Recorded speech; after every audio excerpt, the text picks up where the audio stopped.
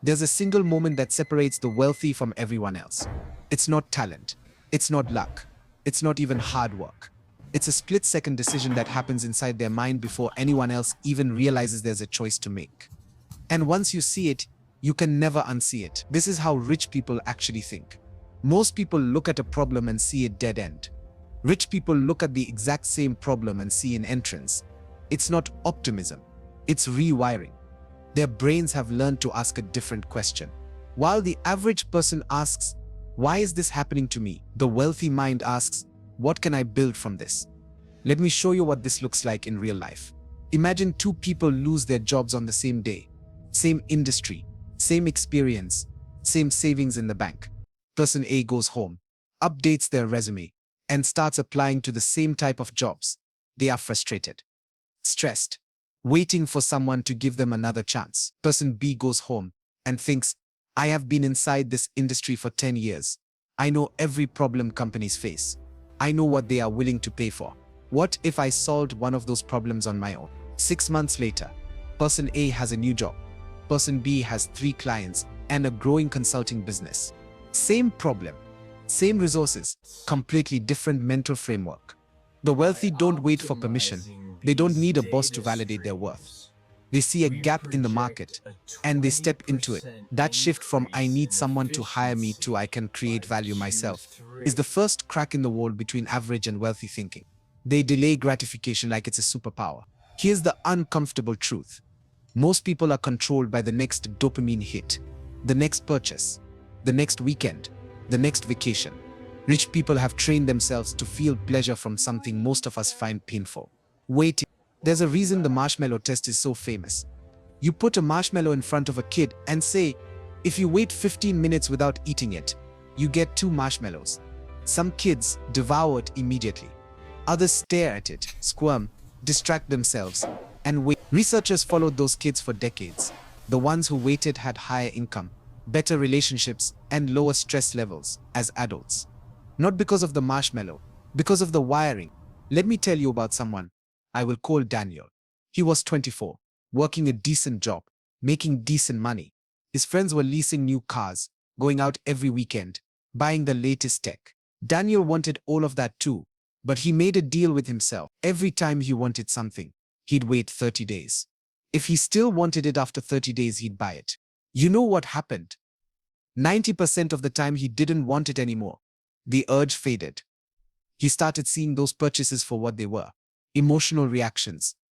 Not needs, not even real wants, just manufactured desire. Within 3 years, while his friends were drowning in payments and credit card debt, Daniel had saved enough to invest in real estate.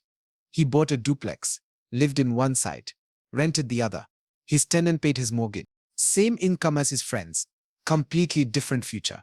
The only difference, he could sit with discomfort. He could delay the reward. And that one skill compounded into wealth. They measure time in decades, not days. Average thinkers play the short game. Rich thinkers play the long game. And I mean long. While most people are asking, "What can I achieve this year?" wealthy minds are asking, "Who do I need to become over the next 10 years?" This is where it gets interesting. Take someone like Jeff Bezos. In the early days of Amazon, Wall Street thought he was insane. The company wasn't profitable. He was pouring every dollar back into infrastructure, technology, and customer experience. Investors were furious. "When are you going to make money?" they'd ask. And Bezos would calmly say, "I'm not optimizing for next quarter. I'm optimizing for the next decade." He wasn't thinking about today's stock price. He was thinking about what the company would become in 10, 15, 20 years. And because he had that mental horizon, he made decisions no one else would make. He sacrificed short-term gains for long-term dominance. That's not a business strategy. That's a psychological framework. Now compare that to how most people approach their own lives. They want results now. They start a side project and quit after 3 months because it's not making money yet. They try to build a skill and give up because they are not good at it immediately. They are measuring progress in weeks when the game is played in years. Rich people understand something most don't. Time is the most powerful force in wealth creation.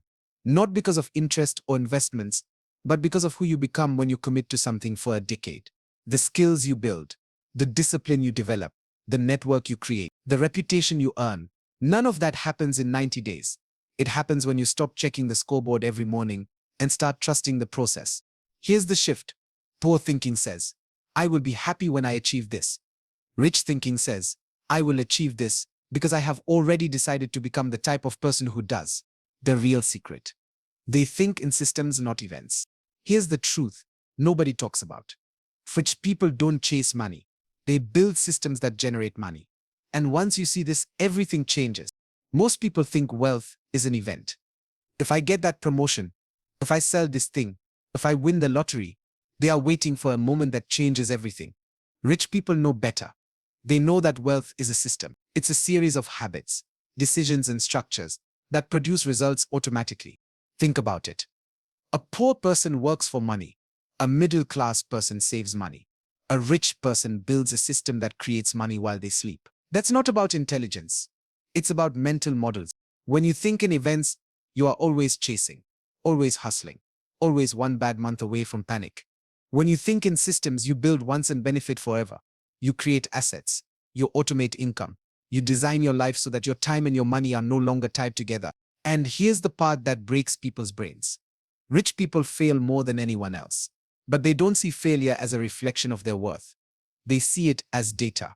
That didn't work. What do I adjust in the system? They are running experiments, testing, iterating. While everyone else is paralyzed by the fear of making a mistake, the wealthy are making 10 mistakes, learning from 9 and striking gold on the 10th. That's the difference. They are not smarter. They are not luckier. They just see the game differently. So what does all of this mean for you? It means that the gap between where you are and where you want to be isn't about money. It's about mindset.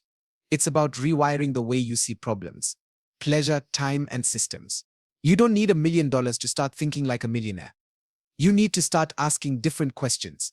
When a problem appears, ask what you can build from it. When you want something, ask if you can wait 30 days. When you set a goal, ask who you need to become over the next 10 years. And when you chase success, ask what system you are building, not what event you are hoping for. The wealthy aren't a different species. They just made a decision at some point to stop thinking like everyone else. And that decision compounded, day after day, year after year, until the gap became undeniable. You have the same choice. Right now, in this moment, the only question is, are you going to keep thinking the way you have always thought? Or are you ready to see the world the way they do? Because once you change the way you think, everything else follows.